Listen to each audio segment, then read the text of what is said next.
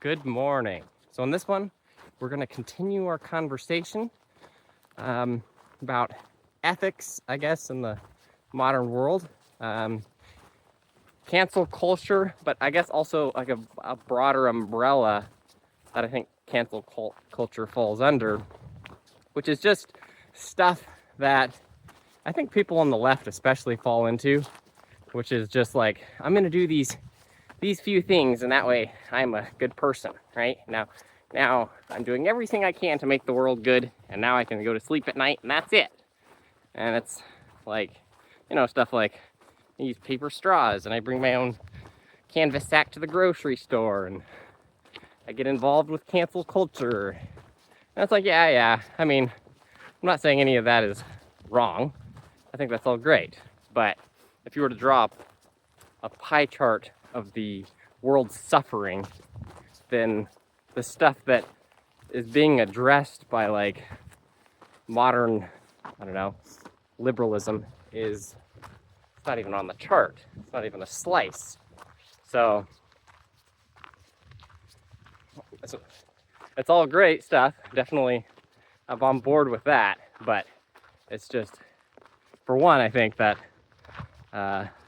liberals and stuff can be very judgmental of other people, just being like, oh, you don't use paper straw, and you're evil to all the sea turtles. And it's like, this is why nobody likes us, right? So yeah, I was thinking about why this is, and that's when I got this visual of this whole pie chart of suffering. And the same is true with like cancel culture. It's like, yeah, the idea that we're standing up against abusers and stuff. But it's like, are we though? I mean, yeah, you stand up to the 1%, but most people that get abused are getting abused by, poor people, or people that aren't like rich and famous, I guess. Most of the suffering that happens under the radar like this. And so, like, yeah, we can convince ourselves that, oh, we're making the world better by taking down these giants. And yeah, in a little way we are. But if that's where we think that this should end, then, or if that's how we convince ourselves that we're doing everything we can and now we can go to sleep at night. It's like, no, like that whole pie chart still exists. And so, so this is where I realize like the idea of cancel culture really needs to like switch. Like the whole goal of cancel culture shouldn't be to just continue doing what it's doing. The idea should be to switch into cancel legislation or cancel judiciary. Just to actually have a justice system that is fair and that can handle this stuff, right? Ideally, that's what we should do. Like, well, that should be the kind of the goal of the movement, I think. So I think a lot of people just have kind of given up on government. But I will say that's one thing that's come out of this MAGA cesspool is like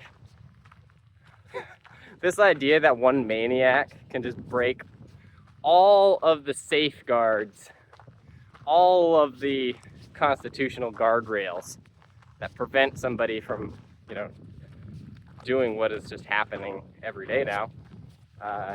Like just seeing that all happen in the name of evil. I think, I don't know, it does like make me think like, why couldn't somebody do that to actually reform the Constitution in a good way? Because I think we as a people are just like, all of these things are so obvious that we need to fix. There's so much corruption and so much stuff that just seems so obvious to us to fix. And we're moving backwards so fast right now. And it's like, why can't we move forward so fast if it's so obvious to fix, right? Like even just small steps, like, I don't know. The idea that just individual people have to be the judge and jury in these cancel culture movements, I don't know.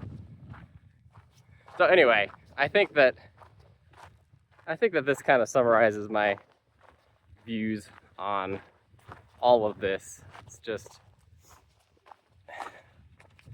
there's just so much stuff that's happening in the world that's not even being like really addressed by a lot of the movements that we see from the left.